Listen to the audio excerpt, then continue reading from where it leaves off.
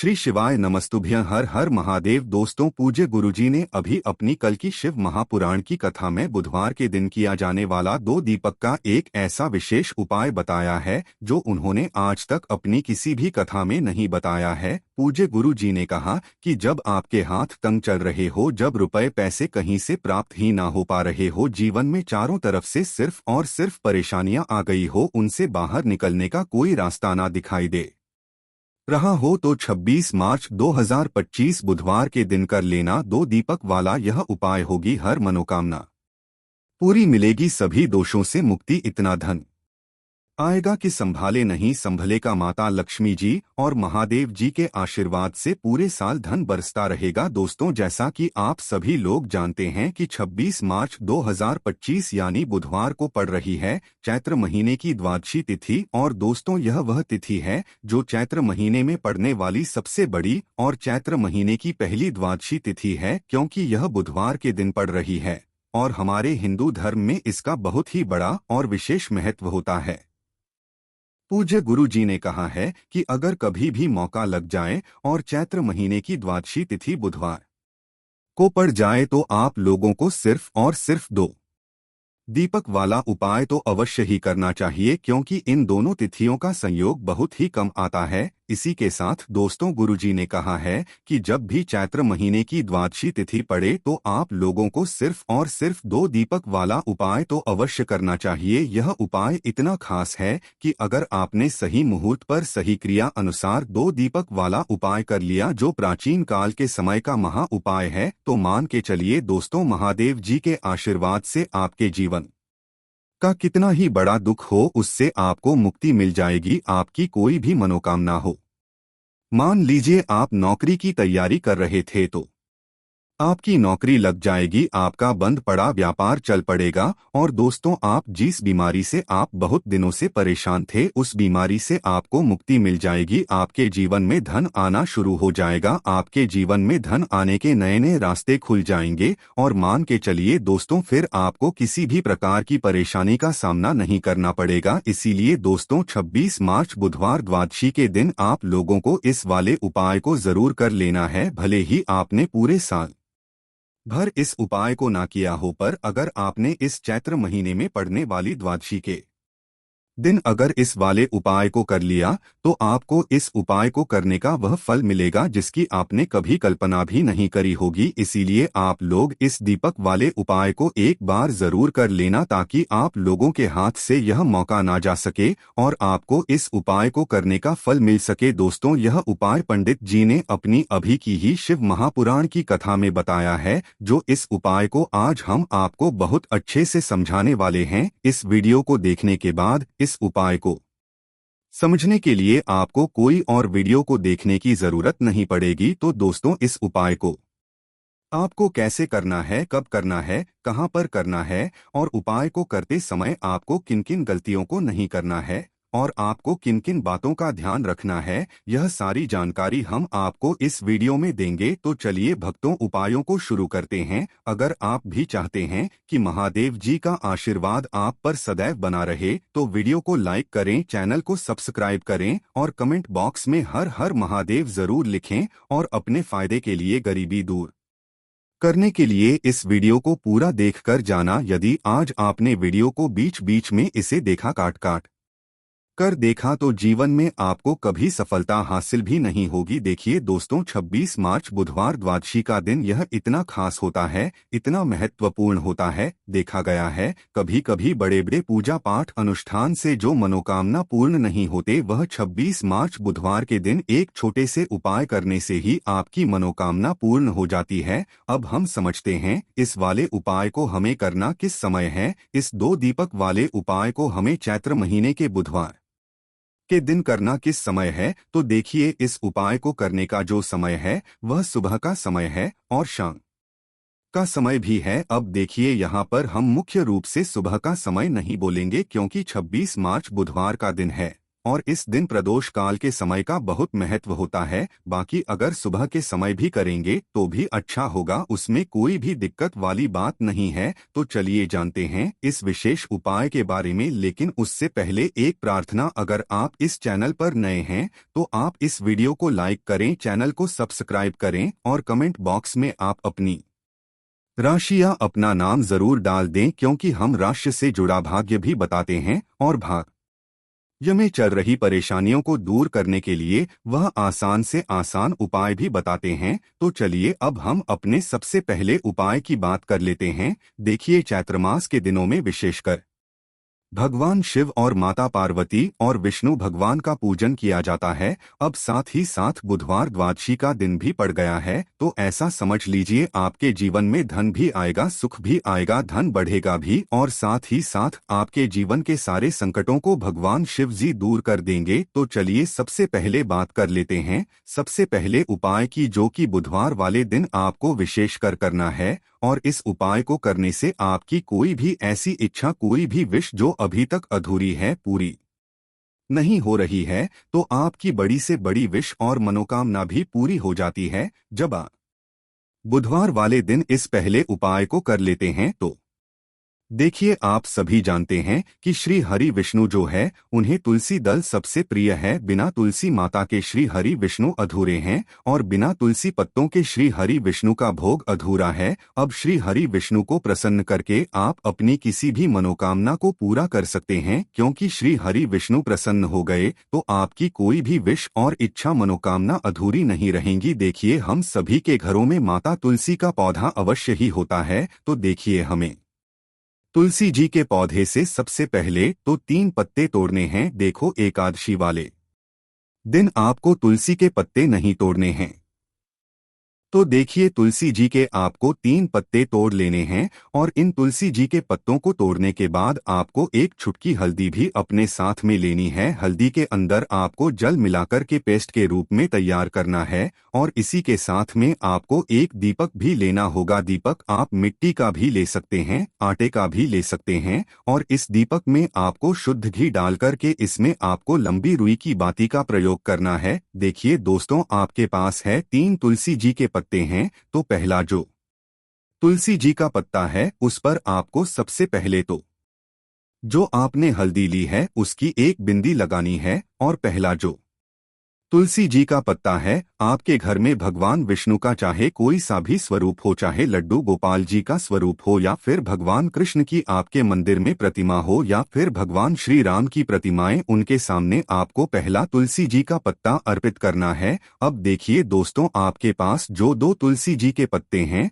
और आपके पास जो एक दीपक है, इन्हें आपको लेकर के पहुंचना है अपने ही घर में तुलसी जी के पौधे के पास में। देखिए, सबसे पहले तो आपके पास जो 2 तुलसी जी के पत्ते हैं उन पर भी आपको हल्दी की एक एक बिंदी लगानी है और उन दोनों ही तुलसी जी के पत्तों को आपको अपने घर में तुलसी जी के पौधे के वहां पर ही अर्पित कर देने हैं। और इस प्रकार से यह दोनों पत्ते भी तुलसी जी के पौधे के पास में अर्पित करने के बाद अंत में जो आपके पास एक लंबी बाती का दीपक है, इसे आपको तुलसी जी के पौधे के पास में ही प्रज्वलित कर देना है। जो भी व्यक्ति अपने ही घर पर इस प्रकार से तुलसी जी के 3 पत्तों का यह उपाय कर लेता है तो उसका परिवार हमेशा खुश रहता है, उसके परिवार में कभी भी कोई भी संकट उत्पन्न नहीं होता है, और यदि आपके घर में जो भी ग्रह क्लेश है वह भी समाप्त होते हैं। तो इस प्रकार से यह सुंदर सा उपाय करना है। अब बात करते हैं अगले उपाय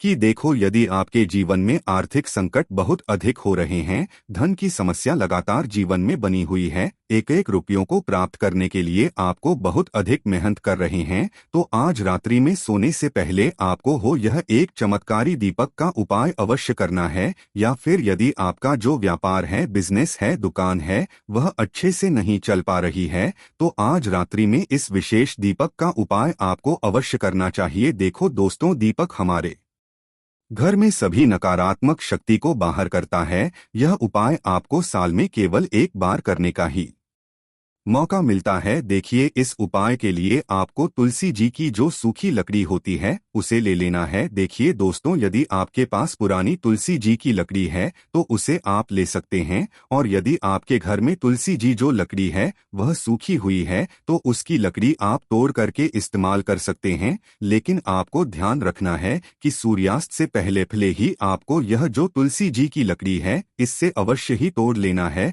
तो इस उपाय के लिए आपको सबसे पहले तो एक मिट्टी का दीपक लेना होगा, चाहे तो आटे का दीपक भी ले सके, क्योंकि आटे का दीपक सभी दीपक में सर्वोत्तम माना गया है। इस दीपक के अंदर आपको शुद्ध घी का प्रयोग करना होगा, और इससे दीपक के अंदर आपने जो तुलसी जी की लकड़ी ली है उसे भी रख देना है। लेकिन यह जो तुलसी जी की लकड़ी है इसमें आपको चारों तरफ अच्छे से घी लगा लेना है। देखिए, गुरुजी ने बताया है कि जो तुलसी जी की लकड़ी है यदि आप उपाय करते हैं और बहुत ही शीघ्रता से जल जाती है तो इसके लिए आपको एक कार्य करना है। आपको थोड़ी सी रुई ले लेनी है, और उस रुई को आपने जो तुलसी जी की लकड़ी ली है उस पर अच्छे से चारों तरफ लपेट देनी है। तुलसी जी की लकड़ी के ऊपर रुई लपेटने के बाद इसे आपको पूरा घी के अंदर डुबो लेना है। अब इसे आपको बाती के रूप में प्रयोग करना है। अब दोस्तों, इस दीपक को आपको प्रज्वलित कहाँ करना है,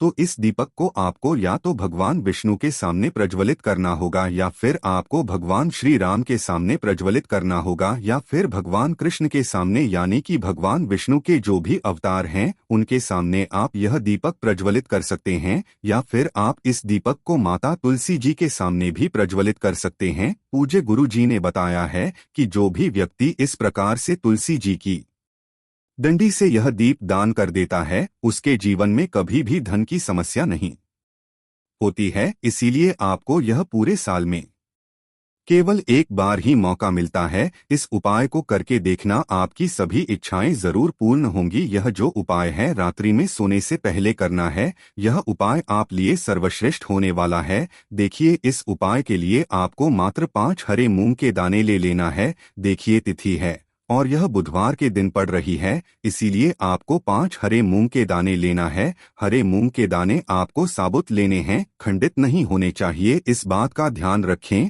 और इसी के साथ में आपको एक तांबे के पात्र के अंदर अपने घर से शुद्ध जल ले लेना है। अब दोस्तों, इन सभी सामग्रियों को लेकर के आपको सीधे पहुंच जाना है भगवान शिव के मंदिर में। देखिए, इस उपाय को भी आप सुबह भी कर सकते हैं और शाम के समय में भी कर सकते हैं। देखिए, भगवान शिव के मंदिर में पहुंचने के बाद आपके पास जो 5 हरे मूंग हैं उनमें से पहला जो हरा मूंग है आपको शिवलिंग के सामने जो नंदी महाराज होते हैं और उनका जो पैर उठा हुआ होता है वहां पर आपको पहला हरा मूंग समर्पित कर देना है, और आपको ओम नमः शिवाय इस मंत्र का जाप कर लेना है। फिर आपको दूसरा हरा मूंग लेना है, और शिवलिंग पर जो श्री गणेश जी वाला स्थान होता है वहां पर आपको यह दूसरा हरा मूंग समर्पित कर देना है, यानी कि शिवलिंग के सीधे तरफ आपको यह दूसरा हरा मूंग समर्पित करना है। और फिर आपको ओम नम शिवाय या फिर श्री गणेशाय नम इस मंत्र का जाप कर लेना है।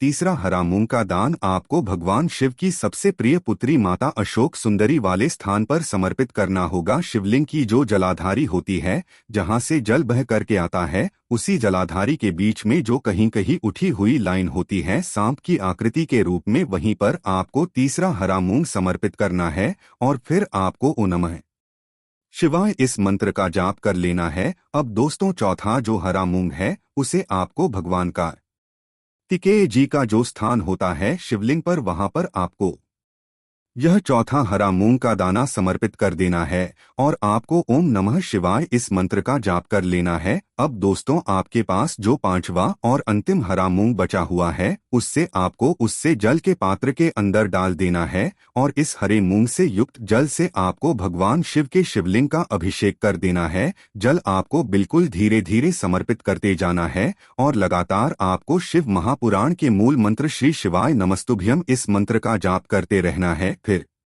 आपको शिवलिंग के सामने बैठकर, यदि आप अपने बच्चों के लिए यह उपाय कर रहे हैं, यदि आप अपने बच्चों की बुद्धि ज्ञान और विवेक के लिए उपाय कर रहे है तो उसके लिए आपको प्रार्थना कर लेनी है, या फिर व्यापार में वृद्धि करने के लिए यह उपाय कर रहे हैं तो उसकी कामना करते हुए आपको प्रार्थना कर लेनी है, या फिर अपनी नौकरी के लिए कर रहे हैं, या फिर अपने इंटरव्यू के लिए, या फिर धन की प्राप्ति के लिए कर रहे हैं। जिस भी कामना के लिए आप उपाय कर रहे हैं उसे परिपूर्ण करने के लिए आपको महादेव से प्रार्थना कर लेनी है, और फिर आपको वापस अपने घर आ जाना है। पूज्य गुरु जी ने कहा है कि जो भी व्यक्ति इस उपाय को कर लेता है तो यकीन मानिए आपके जीवन की जो सारे संकट, कष्ट और बाधाएं ही वह सभी समाप्त होंगे। आप दोस्तों हम जान लेते हैं चौथे चमत्कारी उपाय के बारे में, लेकिन यह उपाय विशेषकर उन लोगों को करना है जिनका व्यापार बिल्कुल भी ढंग से नहीं चल पा रहा है, या फिर जिनके घर में धन की परेशानी बहुत अधिक है, साथ ही साथ जिनका जो बुध ग्रह है वह कमजोर अवस्था में है, तो उन्हें यह उपाय करना चाहिए। बुध ग्रह को मजबूत करने के लिए आपको विशेषकर यह उपाय करना है। देखिए, इस उपाय के लिए आपको मात्र एक प्यारी सी बेलपत्र लेनी होगी। बेलपत्र जो है वह कहीं से भी खंडित नहीं होनी चाहिए। बेलपत्र यदि आपको प्राप्त नहीं हो पाती है तो आप भगवान शिव के शिवलिंग पर चरी हुई बेलपत्र को पुण्य शुद्ध जल से धोकर के उपयोग कर सकते हैं। इसी के साथ में आपको मात्र एक हरा मूंग लेना है। हरा मूंग भी आपको साबुत लेना है, खंडित नहीं होना चाहिए। और इसी के साथ में आपको एक तांबे के पात्र के अंदर शुद्ध जल लेना होगा। अब देखिए, यह तीनों सामग्री लेकर के आपको सीधे पहुंचना होगा भगवान शिव के मंदिर में। यह उपाय आप सुबह से लेकर के शाम तक किसी भी समय कर सकते हैं। देखिए, सबसे पहले तो आपके पास जो एक बेलपत्र है उससे आपकी जो भी कामना है, चाहे व्यापार से जुद्धि हो, बुद्धि ज्ञान विवेक की प्राप्ति के लिए हो, आपके घर में सुख शांति को लेकर आपकी कोई काम ना हो, जो भी आपकी कामना है उन्हें आपको बोलना है। और यह जो एक बेल पत्र है सबसे पहले तो आपको माता अशोक सुंदरी वाले स्थान पर समर्पित कर देनी है। देखें, बेलपत्र की चिकनी साइड शिवलिंग से स्पर्श रहेंगी और इसकी जो डंडी है वह आपको जलाधारी की ओर रखनी है। इस प्रकार से आपको यह जो बेलपत्र है इससे माता अशोक सुंदरी वाले स्थान पर समर्पित कर देना है। अब दोस्तों, आपके पास जो एक हरा मूंग का दाना है उससे आपको आपकी जो भी कामना है उसे बोलते हुए उस हरे मूंग दाने को आपको उसे जल पात्र के अंदर डाल देना है। अब दोस्तों, यह जो हरा मूंग युक्त जल है इसे आपको समर्पित करना है। आपकी जो भी कामना है, चाहे आपका जो व्यापार है वह अच्छे से नहीं चल पा रहा है, तो इस प्रकार से आपको कामना करनी है। और यह जो हरी मूंग से युक्त जल, इसमें से थोड़ा सा जल सबसे पहले तो आपको भगवान श्री गणेश जी वाला स्थान पर समर्पित करना है। फिर थोड़ा सा जल आपको माता अशोक सुंदरी वाले स्थान पर समर्पित करना है। और फिर जो अंत में थोड़ा जल और बचेगा उसे पूरा आपको भगवान शिव के शिवलिंग पर धीरे धीरे अर्पित कर देना है। श्री शिवाय नमस्तुभ्यं इस मंत्र का जाप करते हुए तो इस प्रकार से आपको थोड़ा थोड़ा जल समर्पित करना है। थोड़ा सा जल आपको भगवान गणेश जी वाले स्थान पर, फिर माता अशोक सुंदरी वाले स्थान पर, फिर अंत में भगवान शिव के शिवलिंग पर अर्पित कर देना है। आपकी जो भी समस्या होगी वह विघ्नहर्ता आपकी समस्या को समाप्त जरूर करेंगे। अब हम बात कर लेते हैं तीसरे उपाय की। के लिए आपको लेना है 11 चावल के दाने। गुरुजी ने कहा है चावल के दाने खंडित नहीं लेने हैं, बिल्कुल साबुत होने चाहिए। उसके साथ में आपको लेना है एक बेलपत्र। बेलपत्र का भी एक नियम है, अगर आपके पास बेलपत्र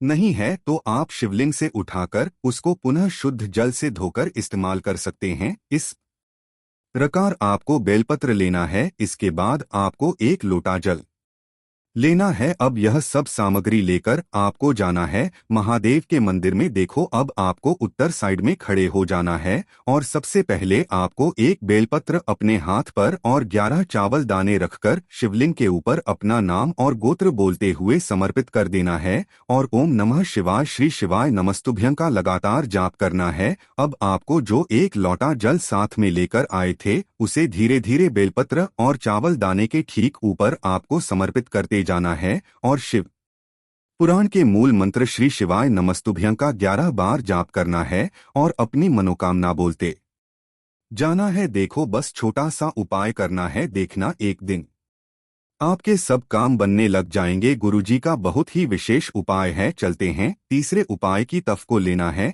एक गोल बाती का दीपक, आप चाहे तो मिट्टी का ले सकते हैं या फिर घर से शुद्ध आटा मढ़कर उसका दीपक आप तैयार कर सकते हैं। इसके बाद आपको लेना है शुद्ध गाय का घी। अगर वो नहीं है तो कोई भी देसी घी इस्तेमाल कर सकते हैं, जिससे आपको दीपक प्रज्वलित करना है। देखो, अब यह सब सामग्री लेकर आपको जाना है प्रदोष काल में आपके घर पर तुलसी जी के घेरे के पास में। देखो, यह उपाय तो आपको अवश्य करना है। देखो, वहां पहुंचकर सबसे पहले वह दीपक आपको प्रज्वलित कर देना है और ओम नमो भगवते वासुदेवाय नमः का 11 बार जाप करना है। उसके बाद आपको अपने सीधे हाथ में थोड़ी हल्दी लेकर उस दीपक में अपना नाम और गोत्र बोलते हुए डाल देना है। उसके बाद माता लक्ष्मी से आपको प्रार्थना करना है कि हे महालक्ष्मी, हमारी सभी दुख तकलीफों को दूर करो। हे महादेव, हमारे सब दुख कष्टों को खत्म करो। इस भावना से आपको यह उपाय करना है।